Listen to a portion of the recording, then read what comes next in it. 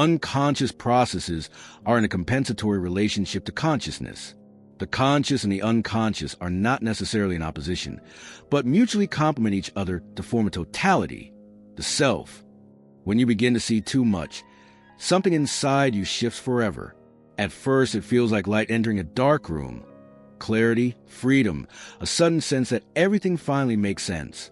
You start noticing what others can't. The subtle manipulations in conversations, the empty noise behind smiles, the falseness hiding in words meant to sound kind. People call it awareness, awakening, enlightenment. But what they rarely mention is the cost.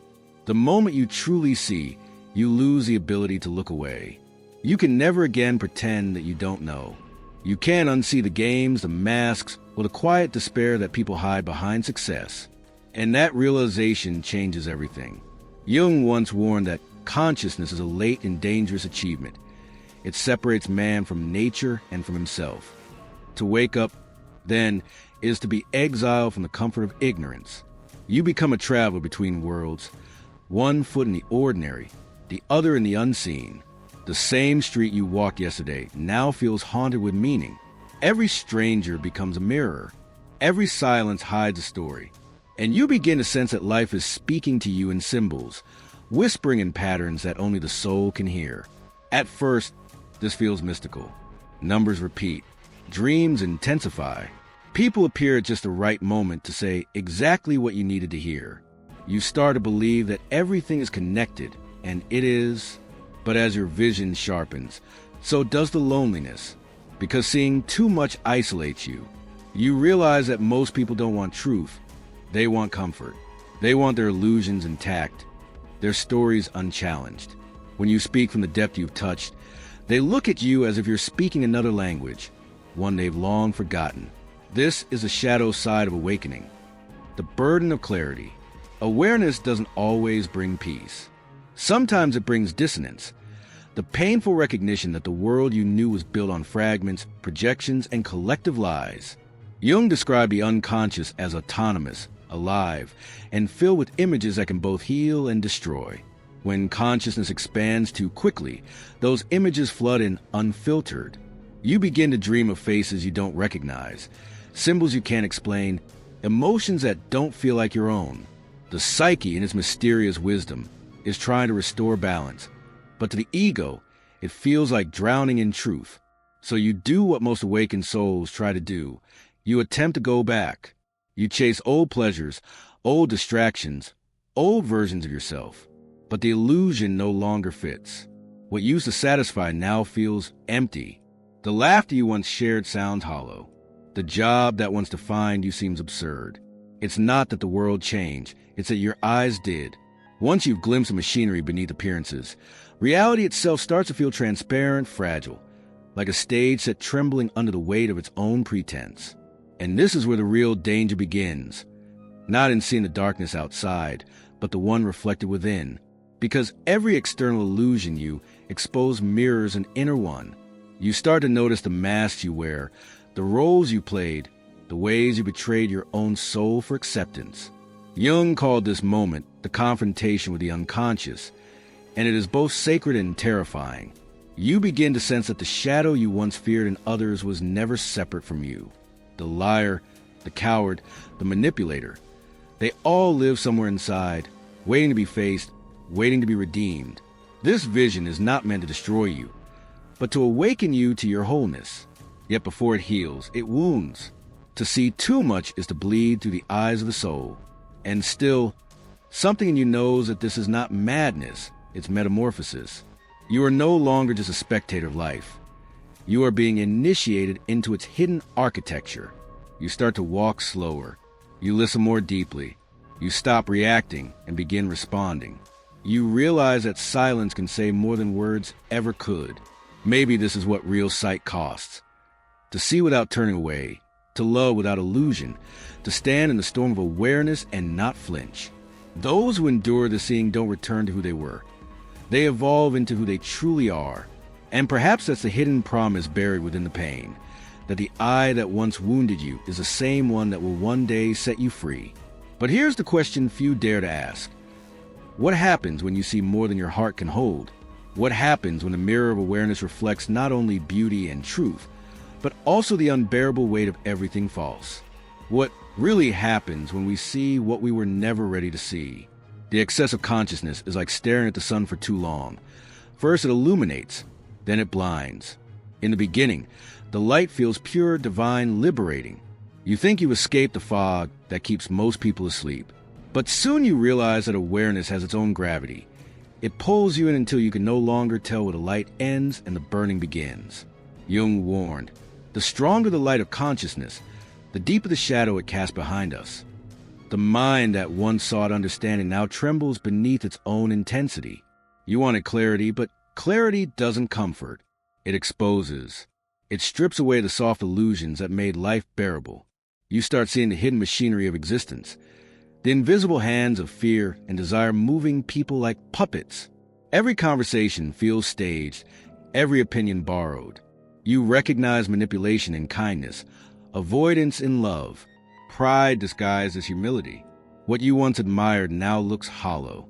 The people you thought were free are prisoners of impulses they don't even see. And yet, the cruelest discovery of all is that you're no different. You too are shaped by forces you can't name. The collective fears, the ancestral instincts, the archetypes sleeping beneath your reason. Jung called this the autonomy of the psyche, meaning it doesn't belong to you. It moves through you. At first, that idea seems abstract, until the moment you feel it. The sudden rage that erupts from nowhere, the old wound you thought was healed, the strange dream that feels more real than waking life. You start to realize that the unconscious isn't just a shadowy basement of the mind. It's alive, ancient, and sacred. And when consciousness expands too quickly, that realm bursts through like sunlight through cracked glass. The light that once revealed begins to fracture you. You see too much, feel too much, understand too much. And the human heart, fragile as it is, struggles to hold it all. You think you're awakening, but maybe you're unraveling. Jung called this danger the unilateral development of consciousness. When the ego grows too bright and forgets its roots in the dark, a tree cannot survive without soil, and a mind cannot live without mystery. When we glorify reason and analysis, we dry out the soul. We build temples of intellect, but forget to water the ground where faith once grew. The unconscious then retaliates, not as punishment, but as balance. It floods us with emotions, chaos, and symbols, reminders that light without shadow is blindness. In this state, everything becomes symbolic. A stranger's glance feels like a message. A song on the radio sounds like prophecy. You begin to live between two realities, one grounded in logic, the other shimmering with meaning. It's intoxicating, but also dangerous. You start to lose the boundary between what is real and what is reflection. Jung said that to look directly into the psyche is to look upon both God and the abyss. Few can withstand that sight for long, without trembling. So you seek relief. You try meditation, work, love, distraction, anything to dim the brightness. But nothing works. The eyes of awareness have no lids. Once open, they do not close. You carry your vision like a sacred wound. And yet, beneath the exhaustion, there's a quiet truth whispering. This light is not here to destroy you. It's here to burn away everything false. It hurts because it's real. It blinds because it shows you not who you imagine yourself to be, but who you are beneath all masks. Still, even the soul has limits. Too much illumination without grounding becomes fire without form. You begin to crave darkness, not as ignorance, but as rest. Because the psyche, like the earth, needs night to regenerate. Awareness must pulse, expand and contract like breath. Only in rhythm does it stay alive. And so, the seeker learns the hardest lesson. Enlightenment is not about seeing everything. It's about learning how much to bear. Light can heal, but it can also consume. It reveals, but it also erases. And the one who sees too far must one day kneel before mystery again, whispering not, "I know," but "I am learning." Because the truth is simple. Even the sun in all its brilliance must eventually fall into night to let the world rest. So I ask you, is there a limit to how much the soul can bear to see? When you see too much, something deep within begins to push back. The unconscious doesn't like being dissected, labeled, or controlled. It isn't a machine that obeys logic. It's a living presence, ancient and autonomous, that moves with the rhythm of mystery itself. Every time we overanalyze, the psyche defends its depth. It hides what we are not yet ready to see. And when we insist on forcing it open, it retaliates in ways the conscious mind can't predict. Jung observed, the unconscious behaves in a compensatory manner toward consciousness. The more you inflate one side, reason, control, perfection, the more power the other side gathers in the dark, waiting for its turn to restore balance. At first, this retaliation is subtle. You start dreaming of strange, unfamiliar places, meeting faces you don't recognize. Your emotions shift without warning. You feel an invisible resistance to tasks you once handled easily. Then the signs grow louder. The repeated mistakes, the coincidences that feel like warnings, the relationships that mirror your inner conflicts. Life itself starts to speak the language of the unconscious. The events around you become symbolic. The car that breaks down the day you refuse to slow down. The phone call that comes the moment you think of someone. The door that slams shut as you try to control too much. The psyche doesn't punish. It balances. It creates experiences that force you to remember what your ego has forgotten, that you are not the center of the universe, only a participant in its dialogue. When the conscious mind becomes arrogant, the unconscious humbles it. It does so not out of cruelty, but necessity. Jung often compared this process to nature correcting imbalance, like a river returning to its course after being dammed. The unconscious compensates for excess awareness by reintroducing mystery. It manifests as chaos when we demand order, as silence when we seek answers, as loss when we cling too tightly. The more we insist on explaining everything, the more the psyche creates what cannot be explained. Synchronicities that dissolve logic and pull us back into wonder. It's in those moments, when reality bends and coincidence becomes communication, that we realize how alive the unseen truly is. You can feel it in your bones. Something beyond you is participating in your story. But this realization can also be terrifying, because if the unconscious is autonomous, then who are you? The ego likes to believe it's in control, steering life toward goals and meanings. Yet the deeper truth is humbling. Much of what we call choice is conversation with something far older than our intellect. The unconscious does not ask for permission to move through us. It simply does. And if we resist its guidance, it speaks louder, through breakdowns, conflicts, and patterns that repeat until we listen. This is how the soul educates the mind. It doesn't send lessons in words, but in experiences that stretch us, confuse us, humble us. The more we cling to clarity, the more we invite paradox.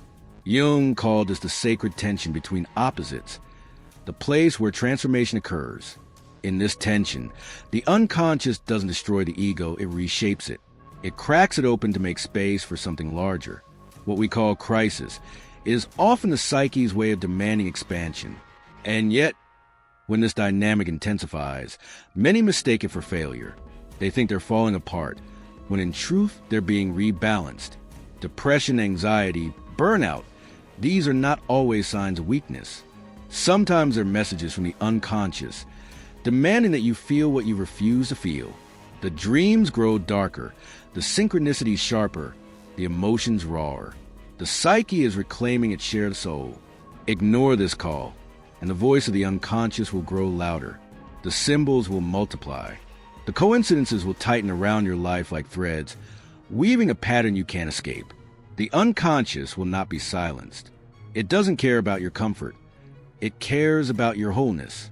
And wholeness requires both light and shadow, both knowing and mystery, because awakening was never meant to be a conquest. It's a reconciliation. The deeper you go, the more you realize that enlightenment is not about rising above your darkness, but walking beside it. But what happens if we ignore these signs and keep forcing ourselves to see everything? Those who see too much eventually find themselves alone, not because they want to, but because once you've seen behind the curtain, small talk feels like noise, and pretending feels like betrayal.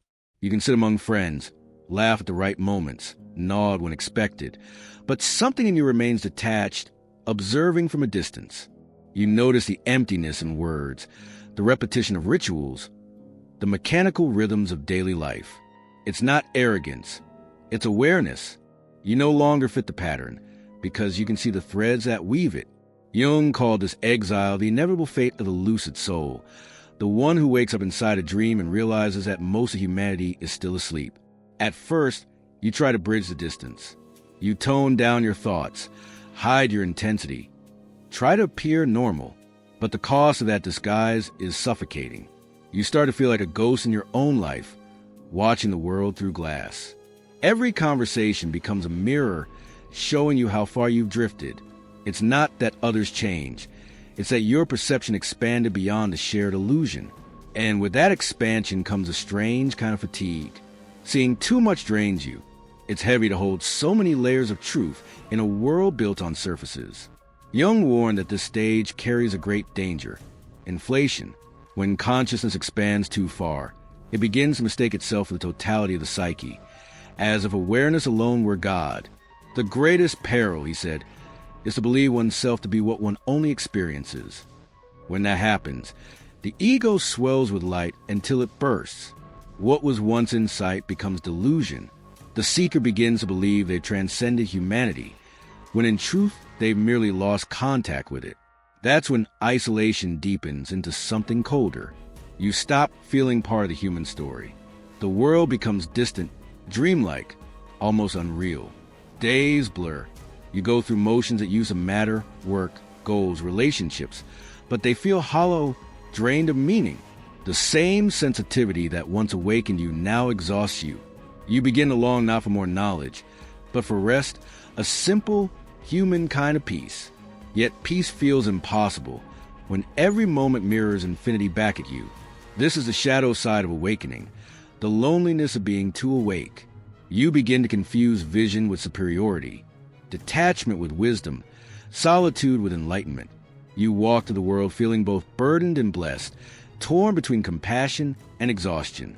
You want to help others see what you've seen, but when you try, your words sound strange even to you.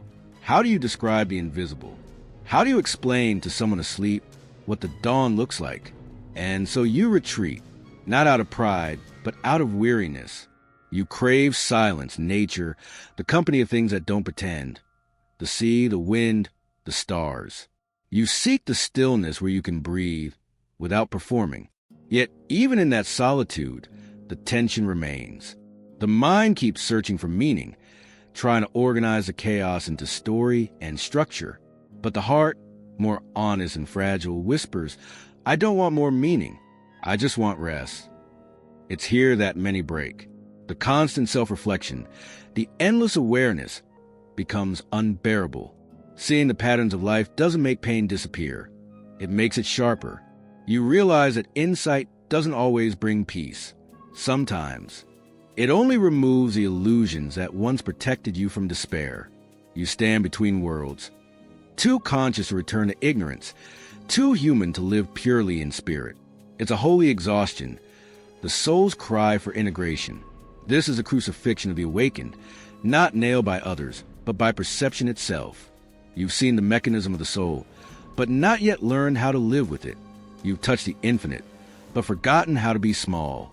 And in that gap between heaven and earth, you ache for balance. Jung discovered that this suffering had meaning. It wasn't punishment. It was preparation. The loneliness, the fragmentation, the collapse of certainty. These were the necessary symptoms of transformation. To see the unconscious is to be divided by it before you are healed by it. The task is not to escape the darkness, but to learn its language. Only by walking through isolation does the light within become your own. Jung called this journey the process of individuation. But what does that really mean? Seeing too much only becomes a blessing when you learn how to integrate what you've seen. Awareness alone doesn't liberate. Integration does.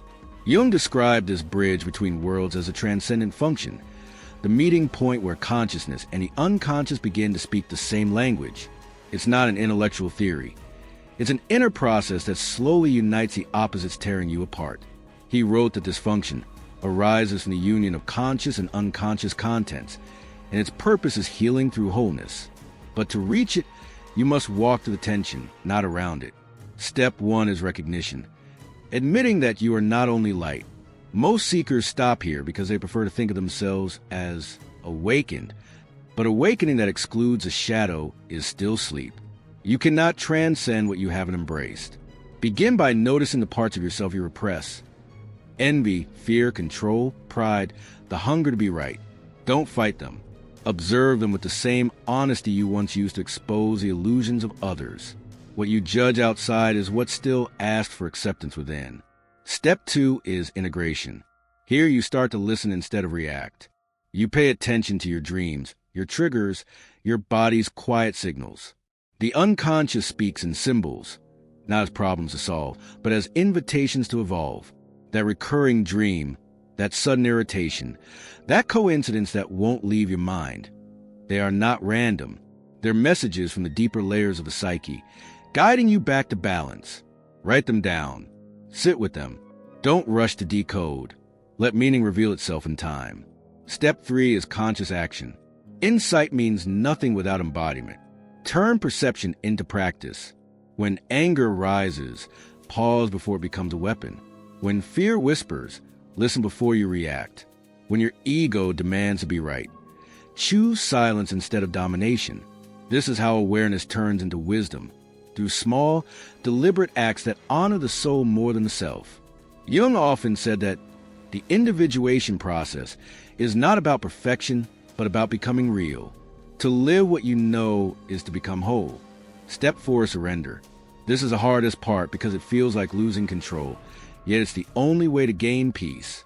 The unconscious is not an enemy. It is the voice of the divine moving within you. Jung wrote in Psychology and Religion, religion is a careful consideration of the powers that dwell in the soul. To live religiously in the Jungian sense is to treat your inner life as sacred, to trust that the psyche itself carries divine intelligence. You no longer try to dominate it with reason. You learn to cooperate with it. At this stage, you start to see that what once felt like punishment was initiation. Every loss, every disillusionment, every sleepless night was part of the alchemy that refines your consciousness. Individuation is not escape, it's embodiment. It's bringing heaven down into your hands and heart, grounding transcendence in the ordinary. When you choose presence over reaction, humility over certainty, compassion over control, you're already walking the path Jung mapped, the path toward inner unity. But before you congratulate yourself for becoming whole, remember Jung's warning. Even pursuit of integration can become an illusion. The ego can hijack spirituality and turn growth into vanity. You start to believe you're beyond others, that you've arrived. Yet the moment you think you've integrated everything, the unconscious will find a new way to humble you. The work never ends, and that's the beauty of it. The soul keeps unfolding, endlessly inviting you deeper. And so the seeker who once burned from seeing too much now learns to see differently, not with fear, but with reverence. Integration doesn't mean you stop seeing the darkness. It means you recognize it as part of the same light. But what are the most dangerous traps for those who have already seen too much? Seeing too much can easily turn into a trap. At first, awareness feels like liberation, the thrill of seeing beyond illusion. But soon, that vision begins to whisper something dangerous. You are special. You start believing that your clarity sets you apart, that you were chosen to see what others cannot. The ego, quietly intoxicated by light, begins to crown itself as savior.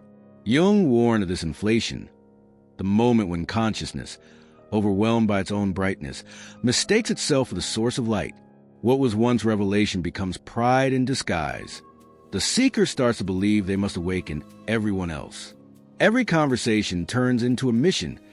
Every disagreement becomes a test of patience. But the more they try to save, the further they drift from humility. They stop listening, stop feeling, stop being human. The savior complex is seductive because it hides its shadow behind good intentions. It looks like compassion, but underneath it is fear. Fear of facing one's own wounds, one's own darkness. By trying to heal the world, we secretly avoid healing ourselves. Others fall into a different trap, withdrawal. Tired of misunderstanding and resistance, they turn inward completely. They convince themselves that solitude is proof of enlightenment. They reject connection, dismiss emotion, and mistake detachment for mastery. But this isn't wisdom. It's fear wearing the mask of transcendence. Jung understood this danger deeply. Isolation that doesn't lead to reflection becomes exile. The mind begins to echo with its own voice until it confuses self with truth.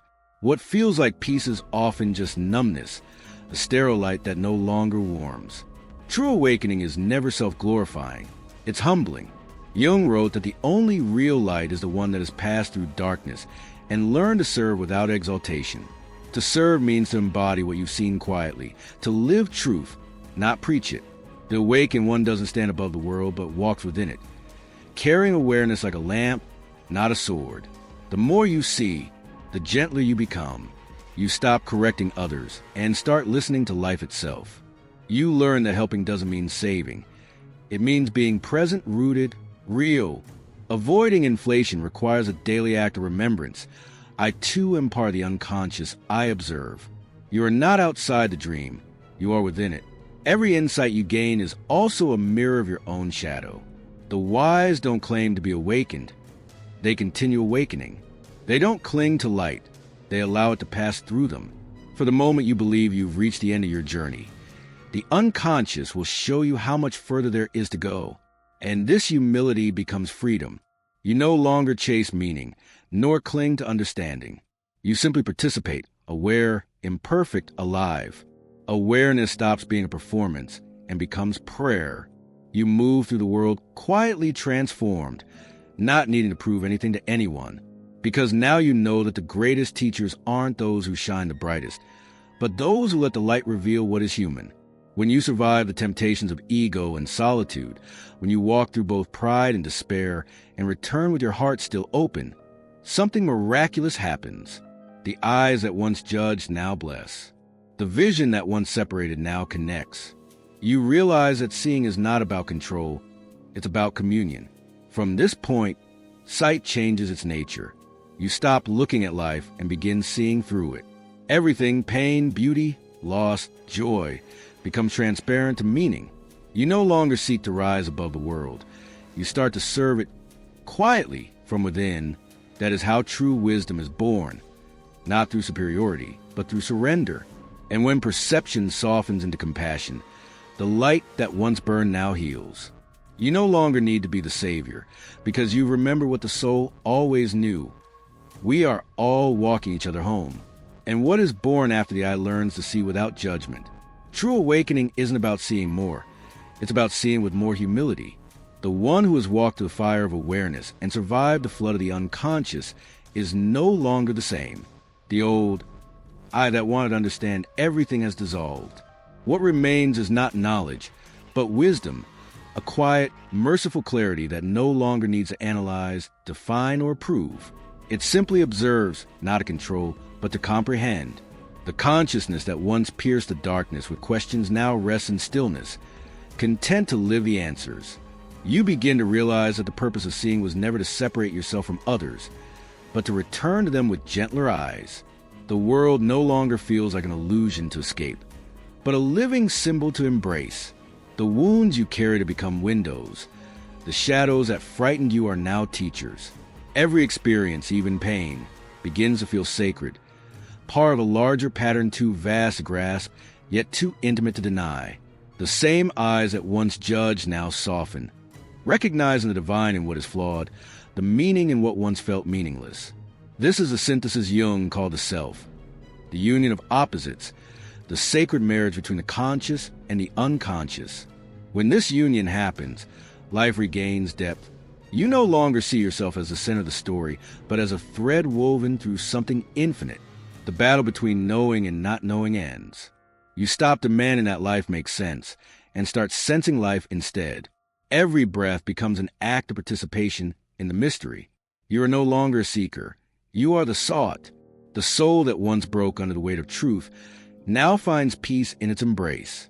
You stop searching for light because you've realized it was never separate from the dark. You see that the divine doesn't live in perfection but in paradox, in the tension between joy and sorrow, chaos and harmony, being and becoming. To be whole is to hold both without rejection. Jung wrote in The Man and His Symbols, when consciousness and the unconscious unite, man becomes whole and the world recovers its meaning. That is not poetry. It's the quiet miracle of self-acceptance. But this wholeness isn't a destination. It's a rhythm, a dialogue that never ends. Each day brings a new encounter between your light and shadow, a new opportunity to live consciously in the face of mystery. You begin to walk differently, slower, softer, as if the ground itself were sacred. You no longer rush toward answers because you've learned that mystery itself is the answer. The sacred isn't somewhere above. It's right here, pulsing in the ordinary. And so, the seer returns home, not to the illusion of certainty, but to the truth of belonging. You walk among others again, no longer trying to fix them or yourself. You listen more, react less, and love without needing to understand. Seeing no longer separates you. It connects you. Awareness becomes compassion. Vision becomes service. You start to live not as an observer of life, but as life itself. Breathing, changing, surrendering. You've learned that awakening was never about escaping the world, but about loving it more deeply. Every soul, every shadow, every silence, all of it is part of you. You finally see that the real miracle is not in what you perceive, but in how gently you perceive it. To see with the eyes of the soul is to recognize the divine in everything, even in what hurts, even in what you cannot understand. And so, the journey comes full circle. What began as a torment of seeing too much becomes a grace of seeing truly. You bow, not to knowledge, but to wonder. You realize that the light you sought was never above you. It was always within, waiting for your surrender. And in that surrender, life becomes luminous again. Seeing too much is not a gift. It's a call to humility. Comment below. I choose to see with the eyes of the soul.